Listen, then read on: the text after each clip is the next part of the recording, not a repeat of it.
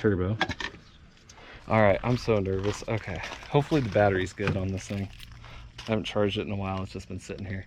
Oh, I'm nervous. I'm nervous. I don't know what this is gonna sound like. If it will be any more suspenseful. Here we go.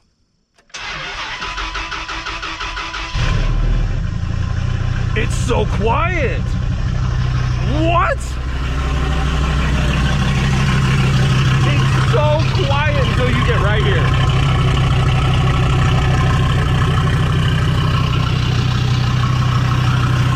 Now mind you, there's the hiss that's coming from here. That's just because there's no filter on. The intake is really short. Oh my God. Look at that.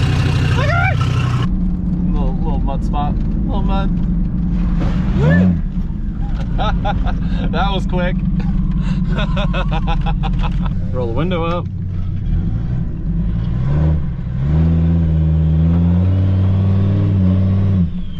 Nice. Oh yeah, get her good and muddy.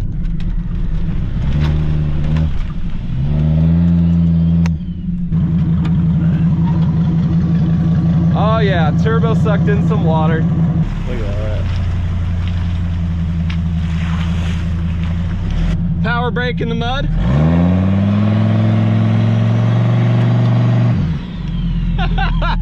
Oh well, the truck is meant to be a truck, right? Isn't that the whole point?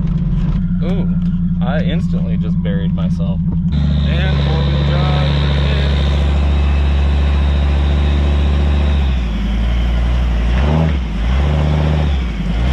There's four-wheel drive for you.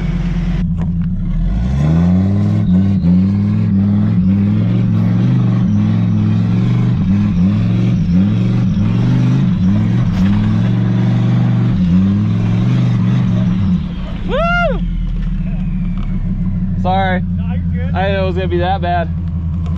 I was hoping to be a little muddier. I was like, woo! I was like the redneck version of Tokyo Drift.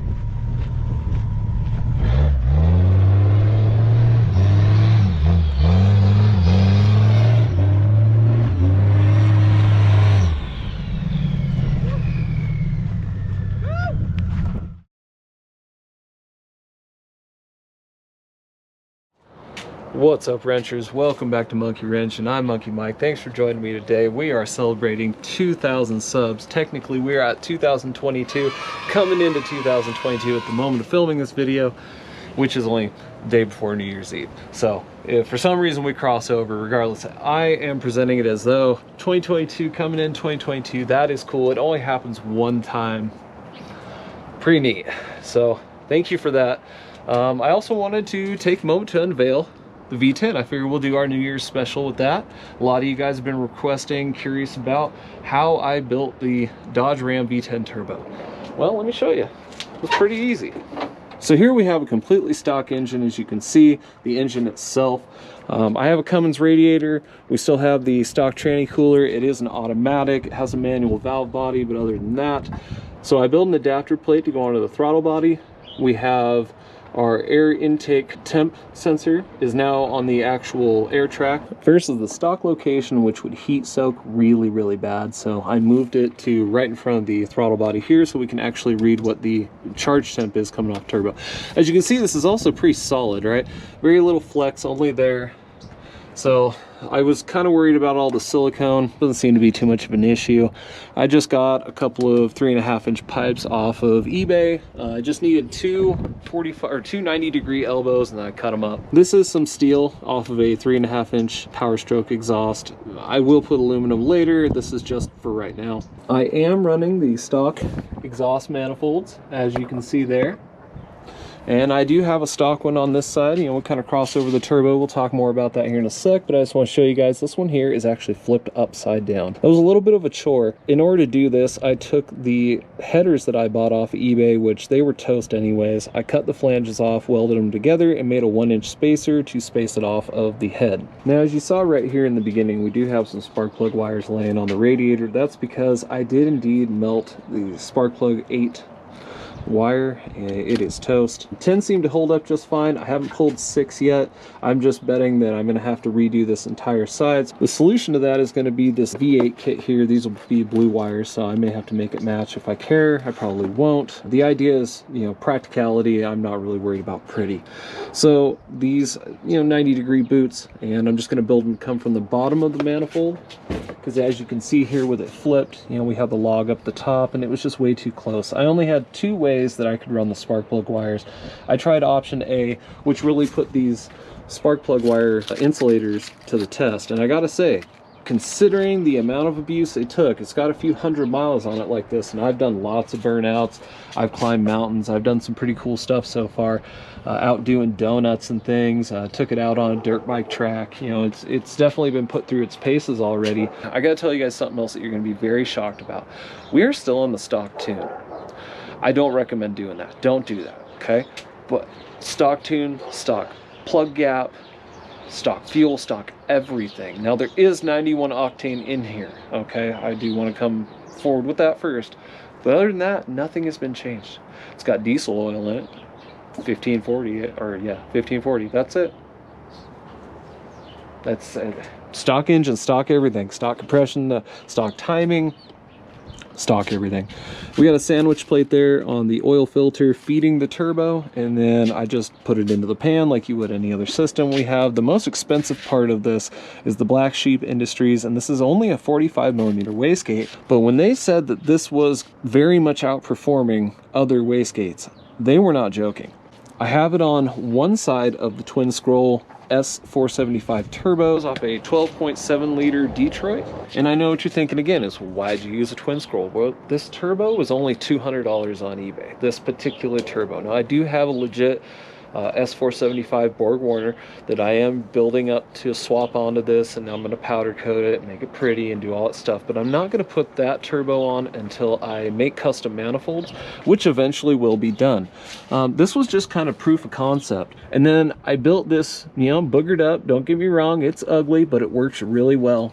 I vowed to myself that this project would be the last project that I ever used my crappy $50 MIG welder on. But I also wanted to prove to a lot of people that you don't need big money to do big power. This will make ridiculous amounts of power. Very few things need to be accommodated for that. Open up the piston ring gap, maybe hit up Cometic and say, hey, make me a head gasket set, which really isn't that big of a deal. And then what? It's got forged rods. I believe it has a forged crank. I need to look that up, but from what I understand, they came with a forged crank. It's an extremely strong system. Put some head studs in it, dude, you'll be making a lot of power real quick. So this little box I made here, though, I agree, it's very ugly. It's very functional. What it does is it takes the exhaust pulses, and rather than runs it through a twin scroll like you would normally see, it allows everything to equalize pressure inside this box. So it effectively takes away the twin scroll, you know, action, but it does still feed both parts of the turbo. So when this thing opens up, realistically, it's just opening a giant vent tube for both of the exhausts, because the crossover comes up and under here, okay? And then this one, it mounts right to the stock manifold. So that's also where we get our strength. Is it's extremely rigid. The whole thing is just very, very, very rigid. There's no turbo shake. I haven't had any stress on any of the bolts that they couldn't take. I'm very happy with how this turned out, considering the cost of materials to build it. If we're not talking about the actual turbo and all the stuff, the cost of materials to do the crossover, and all it is just the stock exhaust, dumped it down and around. So there you can see, it just comes down. There's a V-band on that side. There's a V-band right there, so I can pull off the crossover tube real easy. It's in front of the transmission enough and behind the engine enough that it doesn't cause any issues. There's no issues with the axle fluxing up and down. I could easily lower the truck and not have any problems. It's in a great spot. I mean, yeah, there's really not a whole lot to it, guys. If there's any questions you have, feel free to drop it in the comments. Like I said, stock fuel system, stock everything All I did was put a turbo on it, put the Cummins radiator, or Cummins radiator and intercooler. So in order to accommodate for the Cummins intercooler, you have to use the Cummins radiator. That's just because it's got the cutouts on the side, or the dips in the molding, I guess is what you would really want to call it. And then I did have to adapt the V10 radiator fan shroud to the Cummins radiator, which was a little difficult, but it really wasn't that hard. Yeah, that's it. I got a PLX Devices wideband in there, and I do have that wired to the O2 sensors, so there technically is only that one O2 sensor does feed to the stock signal. So it does still get, the PCM is still seeing the O2 signal. It sees a simulated analog signal. I can still run open and closed loop, which is really awesome to be able to do. I don't know anyone else who's been able to do something like that with this kind of a setup. So yeah, we just have that one wideband in there, and then I do have one of those heat dissipators, which I could take it off and show you, or I'll just put a picture up of what it is. But it's a heat isolator, so what it does, it allows air to come in through a little hole, swirls around, it goes around the actual sensor itself, and then it lets a little bit through rather than all of this turbo heat going through and cooking that sensor, just so we can get a small amount of air reading. So it still works great, reads very well. I have not had any issues at all with it. It is cold here in Arizona, so I am going to take myself back in the house, but I do want you guys to know, stay tuned. We got some merch coming out for the V10 that is dropping at midnight on New Year's, so if you guys are excited for that, feel free to go check it out. And also be real excited for what's coming forward on this. So in here we have a stage 4 water meth kit by Snow Performance, which is fully tunable, fully progressive. Guys, I'm looking to really make some jam in this truck, so I hope you guys are excited for 2022. I know I am. Let's take things to a whole nother level. Thanks for being here. Traffic's getting heavy. It's cold. I'm going to the house. Love y'all. Peace.